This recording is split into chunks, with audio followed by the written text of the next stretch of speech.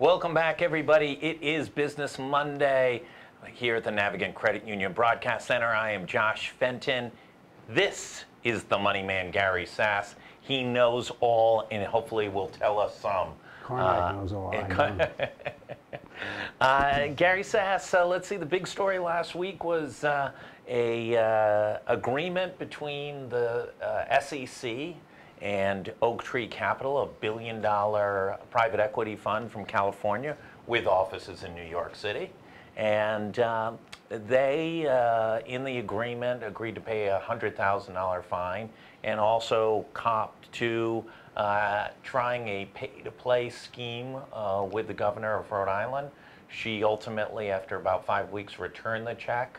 But it sets off sort of all this belief that the hedge funds and private equity investments were not always in the best interest of Rhode Islanders and especially in the retirees. Your thoughts? Well, on the specifics of the deal, it really wasn't a big deal. But it kind of reinforces a narrative. So if you have time to travel around the country, if you have time to go to San Francisco and Beverly Hills and Wall Street, raising money, if you're the general treasurer and you take $100 million of pension funds and give it to hedge funds, which some of $1 billion. $1 billion rather, yeah, sorry, $1 billion. which are obviously very politically connected, as we know. Yeah. And something like this comes up, it gives your opponents some fire. It reinforces that you're a high roller in this whole political game. You generally don't want to be listed in an SEC enforcement action as being involved in a pay-to-play. No, why not? Now, why would you? Yeah, that's not a good thing. And the other SEC I'm familiar with, you do get paid to play. That's a different investigation for a different time with the NCAA. But it's been an interesting way to story today. Governors raised about $1.1 million from New Yorkers, about another $400,000 from people who live in Connecticut, mostly in that Darien, Greenwich area, tied to the financial investment firms. Those are big numbers in Rhode Island campaign finance. And the governor's staff says, well, they appreciate good government and they want to see Gina Raimondo reelected. Well, certainly they appreciate good government because they have no relatives that would have been subject to UHIP programs. None of them are collecting food stamps, they're not on Medicaid.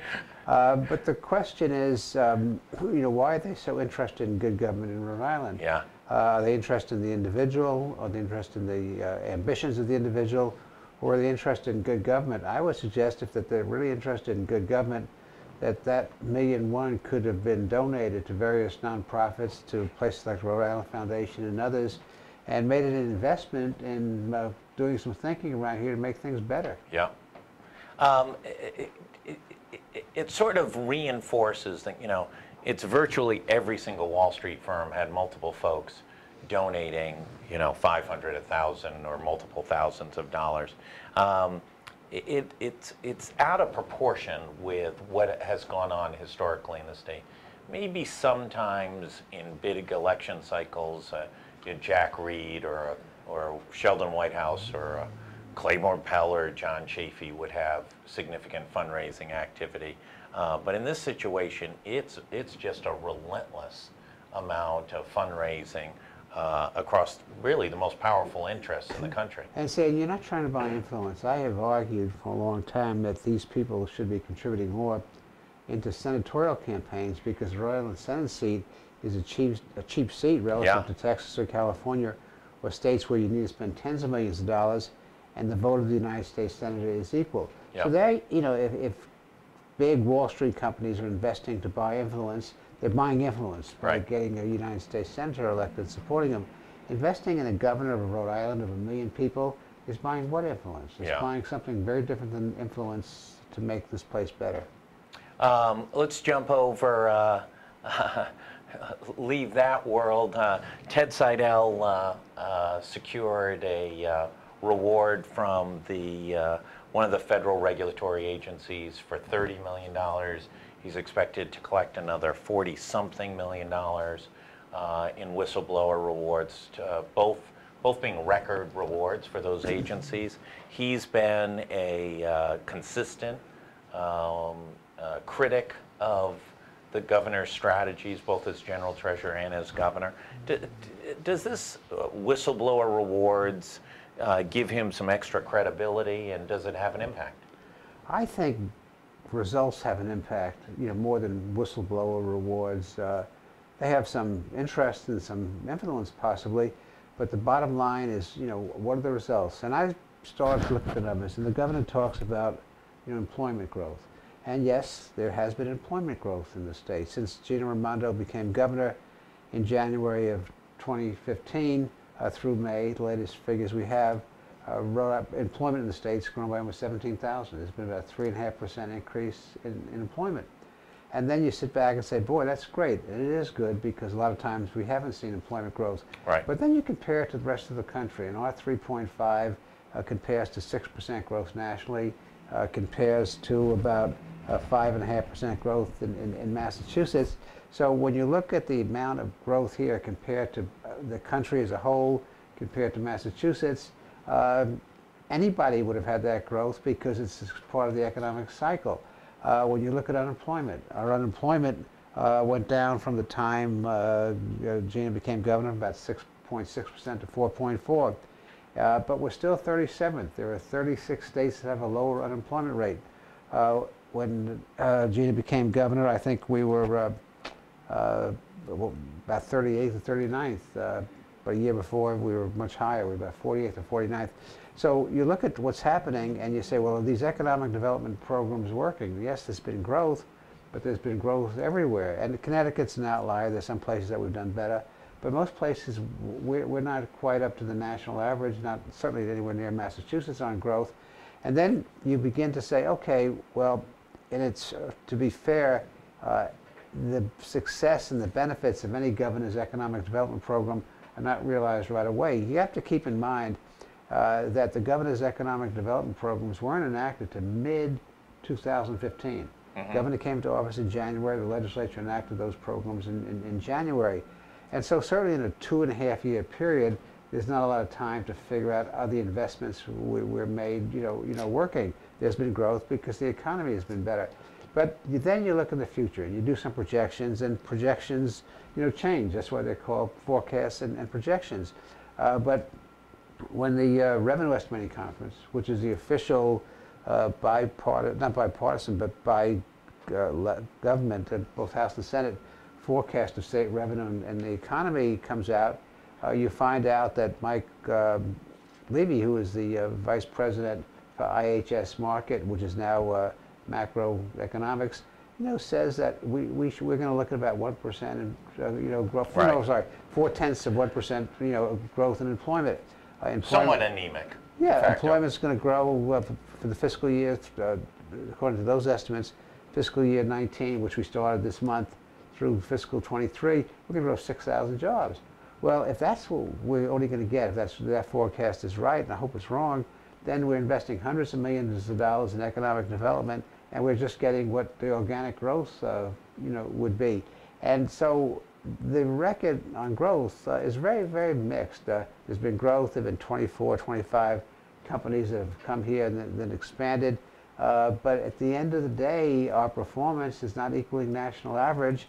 And if that's the number one thing that you're working on, if that's where you're going to invest your money, if that's where you're going to create a commerce corporation that operates with a great deal of latitude and very little transparency, and at the end of the day, you're economists, not my economist, not your economist, right. The people that advise the state on economics, the State Revenue Estimating Conference, look at these numbers, which are really dismal. You realize that if that forecast materialized, we would be 48th in job growth over the next 5 years. Well, the other disturbing number, and the Commerce Corporation and the governor tried to put his best possible spin on it, was CNBC's number. And CNBC is one of the people that rank the states, but they've got a little more panache because it's a finance.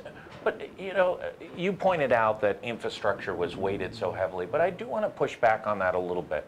One of the aspects of it was other small states performed significantly better.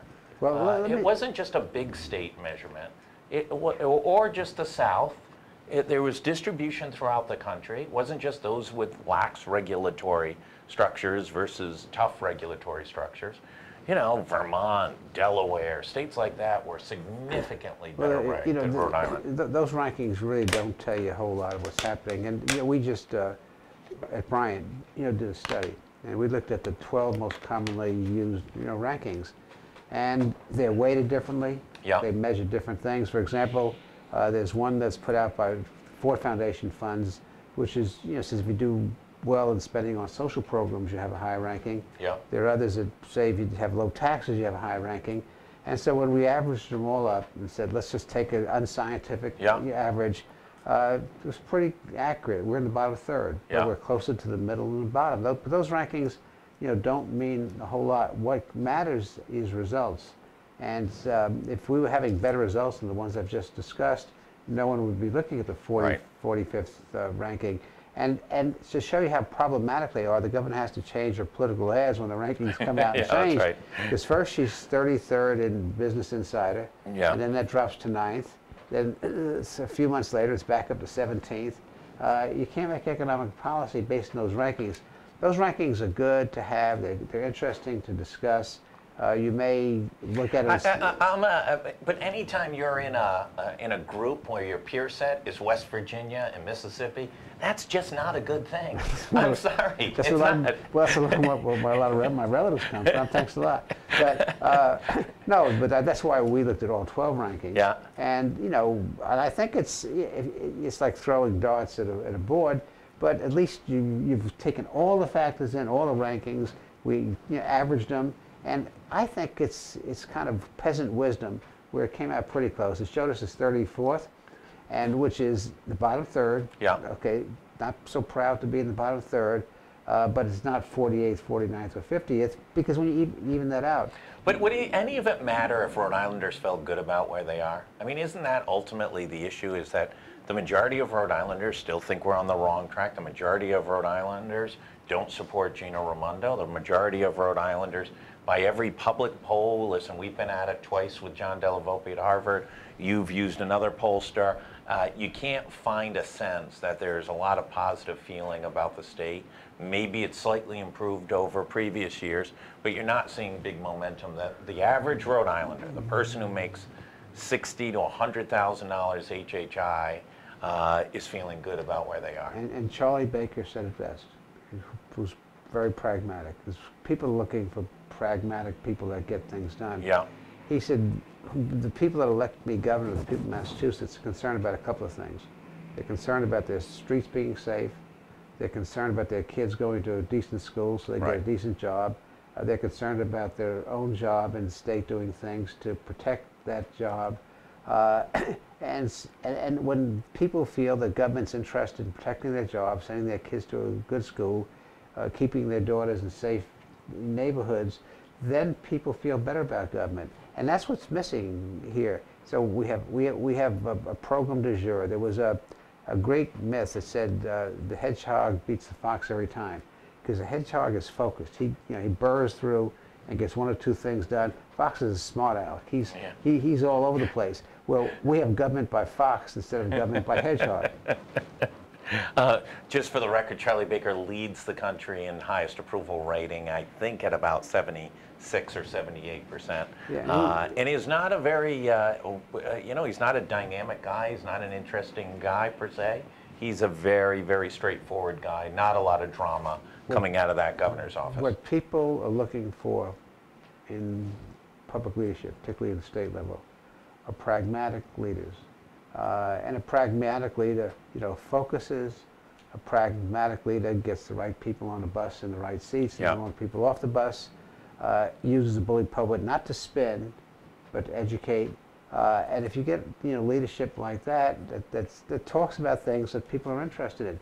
If the next governor could convince people that what their administration would do with the Board of Regents and the ride would be to make the kids' schools better, that would get their attention pretty quick. And I saw some other interesting numbers. And this makes your point about the stagnation in the state. I think that's probably a good word to describe it.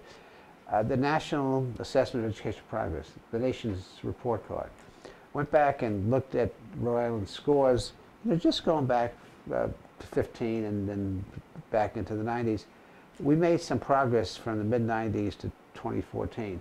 We have made zero progress on reading and math for 4th and 8th grade since that time. Our results have maintained the same in terms of kids exceeding proficiency, in terms of scores, and any kind of metrics that you would use to measure. Now, the average guy sitting home in Smithfield, is not reading the National Assessment of Education Progress, but he's got a pretty good feel about what his kids are doing in school, and he's got a pretty good feel about where things are going. And so, why I say results matter: are our schools getting better? No. Is our employment growing? Yes, but is it growing at the national average? No. Is there been good stewardship of state government? Well, if you've got food stamps or you're on Medicaid, or even more basic, just from a hardball political realm, if you're in a nursing home, that's a big industry. Care for old people is a big industry. You're pretty PO'd right now, and because of systems, breaks down. If God forbid you knew a child that went to DCYF, you're pretty concerned because kids in state care have been put in harm's way. And there's not one incident, but there's a multitude of those kinds of things where people see progress. I think we made progress in cleaning up unemployment system, tax. We made progress. Our workforce programs are much better now than they were a few years ago. Make progress by articulating the need to build a better infrastructure for school facilities.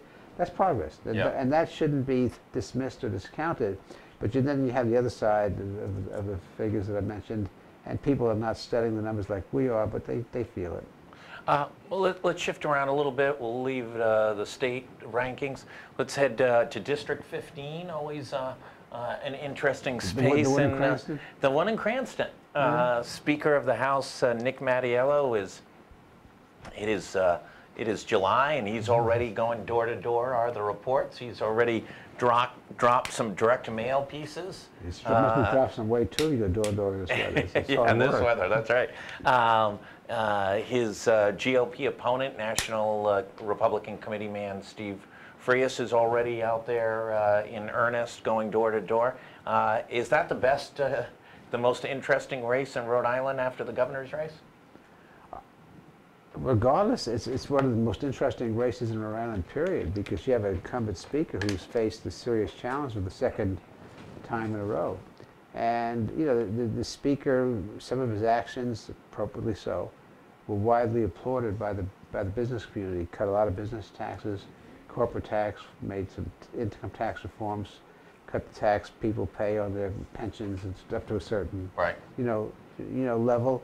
So has had an anti-tax agenda to sorts, yet at the same time couldn't get out of his way on the Red Sox-Poor Sox deal. He has some of his key lieutenants that just don't know how to account for campaign money. They had a lot of complexities within that office. Particularly around the finance committee, doing a $9 billion budget and they're having problems. And his style, just a number of things. So it leads, and the Republicans in this case have fielded a very competent and qualified, candidate. So there's a lot going on in that district, which I think everyone thinks will be a competitive race. I think a lot will depend upon who gets out the vote. Yeah. He did a better job getting out the mail votes last time, but I think the Republicans have wised up to that. And this is going to be obviously a heavy turnout for a non-presidential year in all likelihood, with a very, very competitive governor's race, regardless of who's in, whether it's Raimondo or Brown, or whether it's Fung or Morgan. That's going to be a little bit of a wild card. It won't have the Trump factor, but it is going to have a lot of different moving pieces to it. Can Steve Frias win that race this cycle without Trump and whatever the Trump bump was 2 years ago? Yes, yes, he can, because as I said, he's a qualified candidate. The speaker, any speaker after 6 or 8 years, you start to see the blemishes a lot better than you did the first 2 years as a speaker. And the advantage he has this time is he ran with Trump last time. So there's not that Trumpian feel to the Yeah. election. That's really a local election, and it's going to depend on who's better organized, who gets out the votes, because the speaker will be playing defense for a good deal of that election. I think the other, obviously, the speaker had a number of issues related to his staff, Frank Montanaro and the Free College, Coutinho's son being appointed, and a series of others.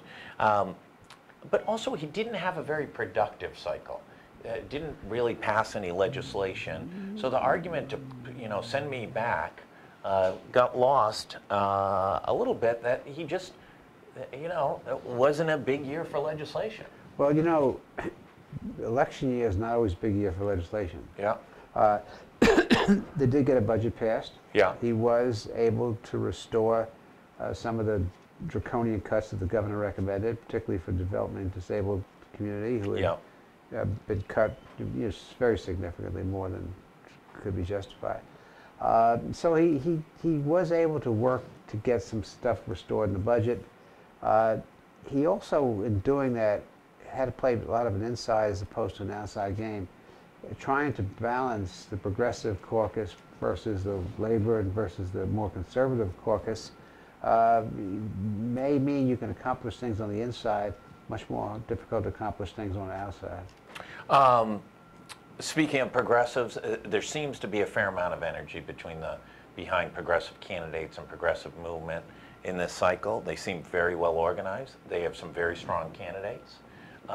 They seem to be working very hard at all levels of the game now. They're proficient in social media. Do you see an impact on the makeup of the assembly and just in politics as a whole in Rhode Island? I see potentially an impact on the assembly. And these things come gradually. There's not one wave election. But you have to be impressed by some of the candidates that are running for the legislature. They're hardworking, they've raised money, they've done their homework. Right. And they've been around for a while. They've been advocates, they've been activists. So I think there's a potential there. I think the only statewide race at this point where it could be interesting between a progressive and a more traditional candidate is the lieutenant governor's race. And I'm not sure how much attention people pay to electing the lieutenant governor. Brown, Raimondo, do you not see that? Too early to tell. Much too early to tell. What's interesting, though, is Brown is not exactly coming out of left field, and you can't totally replicate the Sanders-Hillary race. That was a Sanders-Hillary race. That was different. And a lot of the left-wing progressive organizations have done, feel they've done well with the governor and support the governor, and may not support the governor as actively as she would like, or I don't know that to be the case. But they're not going to be throwing rocks at her. You're also seeing that neither of the Republican gubernatorial candidates has broken out, maybe as much as we anticipated one or both of them might have done. They seem a little stagnant. Is it too early, or is it? If you asked me the question right now, what does Alan Fung stand for, Patricia Morgan, I would have a better sense of Patricia Morgan, but it's not a lot of new ideas. It's, truck tolls and some of the things she's discussed over the last 2, 4, 6 years. Is it a messaging issue? Is it that they're trying to keep their powder dry? What's the issue? Yeah, it's very tricky because you have to win a Republican primary. Right. And a Republican primary in this state is nowhere representative of what the state electorate looks like. I think as I look at their campaigns, there are some fundamental differences they're drawing with the governor. The primary fundamental difference is the governor thinks that corporate welfare is the crown jewel of an economic development policy, and whether they've articulated as well as they can or not, they're saying, no, there's a better way, by restructuring, by tax cuts, by improving the quality of government services. So if they can frame that message and give people a choice, then it could be an interesting election. It's difficult because the primaries are so late. You only have about 6 weeks after the primary to do that. But you will see. One thing that was interesting is the Republican Governors Association, I guess, through whatever mechanism, had a PAC in here. And they had ads on television for a while, which passed what wasn't done, which leads one to believe that the people on the Republican side, think that it's worth investing in the state. Yeah, that is the word, that this is a highly competitive gubernatorial vote, and I think all the polling shows that it is. You've got a governor, regardless of whatever war chest is, stuck somewhere south of 40 for her base, and that's fairly unheard of for an incumbent Democratic gubernatorial candidate. Well, she's more popular with some of her contributors on the West Coast and the East Coast than she is with some of the people, in the constituency. But that's what we talked about earlier. Absolutely. That was part of the symbol. But yeah, I think it's also further complicated by the third person in the race. Don't know how sustainable a third person, will be. But it's worth watching. Has anyone filed for an investigation into? You're referring to Joe Trillo, who was the victim of the violent behavior of rocks jumping out in front of him in Narragansett Bay. I don't know if the state police or Homeland Security is investigating this yet. This is too easy, but you know what the summer drink in Rhode Island is this year? No. Trillo on the rocks. It's Trillo on the rocks. Can he, can he sustain anything? Can he be competitive, or is he high single digits, low teens? Can he become a viable candidate to win the governor's race? See, I don't know what you mean by viable candidate. Can he get double digits? Yeah. Healy got 20%, but Healy had a message and done it a few times. But when you have three viable candidates, and one's pulling anywhere from 9 to 13, 14%, then that hurts the minority party. Yeah. And that could be a game changer. Also we have a moderate party candidate who has, I don't think they have much money, but he's saying interesting things. Yeah. And I don't know how that'll play in the campaign. Yeah, got to see if they get signatures. Today's deadline just closed, I think, either at 4 or 4:30. It's almost 4:30 now. We're hearing rumors. We won't say what the rumors are, but some candidates may not make it to the next level, both statewide level and some locally, and that'll make things a little more interesting to clean out the field a little bit. Do you see right now any issues emerging that could really recast where we are right now? The answer is I don't know, because I didn't see the pay-for-play thing getting a poster child for it. That could affect the campaign. I didn't see the vice chairman of the finance committee having trouble distinguishing accounts. Right. So the answer is yes. Every week there's a surprise. Something could happen, but I don't know what it would be. Let's just jump to Washington for our last couple of minutes. Gross domestic product growth is up over 3%. Mm-hmm. I can remember not long ago there was the argument that we would never be in that kind of range ever again. We would be sub 2% for forevermore. It's the way the economy worked in the United States. Is this sustainable, 3% GDP? And horrifying to think we've got to give President Trump some credit for it. Well, I don't know if you have to give, I try not to give President Trump credit for very much. President Trump can take it away from us. Yeah. So to the extent we were able to pass the tax cut, which I get a kick out of, the Democrats here are still bitching about it, but that money was needed to bring the state budget into balance, so that was fine. It depends on what happens and how this trade issues played out.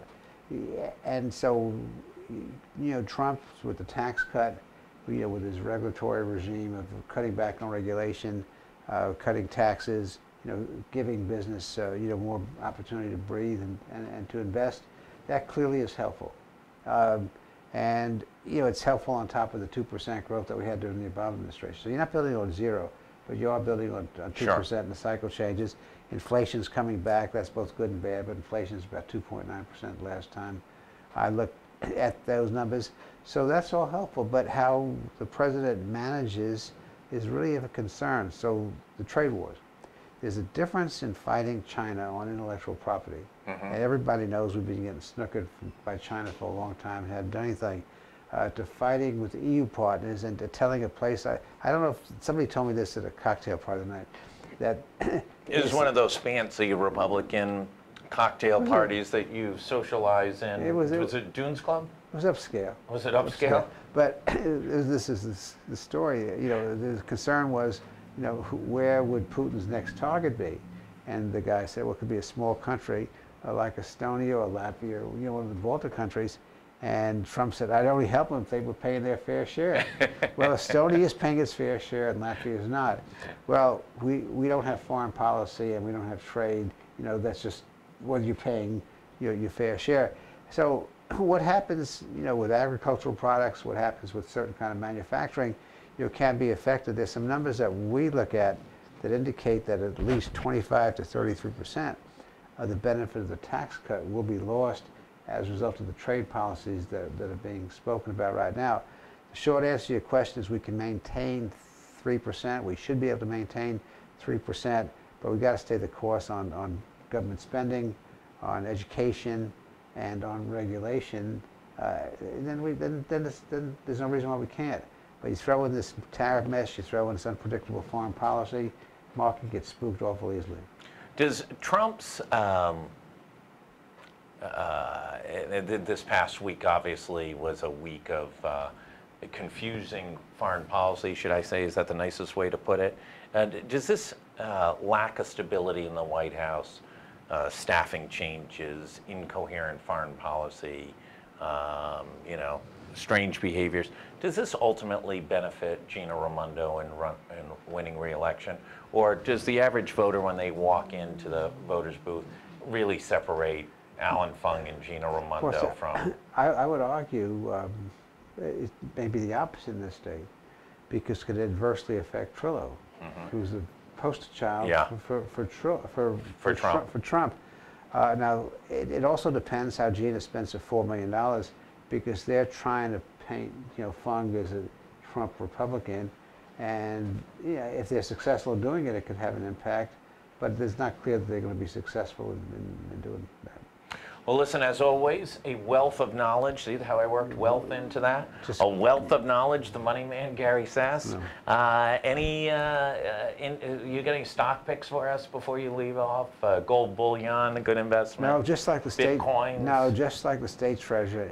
Indexed funds. Indexed funds. Exchange-traded funds that are indexed. Bonds. Do you like bonds these days? Well, you know, being you know, conservative, always have 40%, 35-40% in bonds. Well, you need that tax-free coverage from all the wealth. The American has a tax-free funds. Yeah. Still around, Gary Sass, as always, just a great way to end Monday on Business Monday here at the Navigant Credit Union Broadcast Center. Thank our friends over at Deepwater Wind. Tomorrow we will be back. It will be a bang-up lineup. Rachel Nunes leads it off at the 3 o'clock hour. Until then, we'll see you, and tune in and check out on social media all the things that are developing overnight here at GoLocal. Thanks, everybody. See you tomorrow.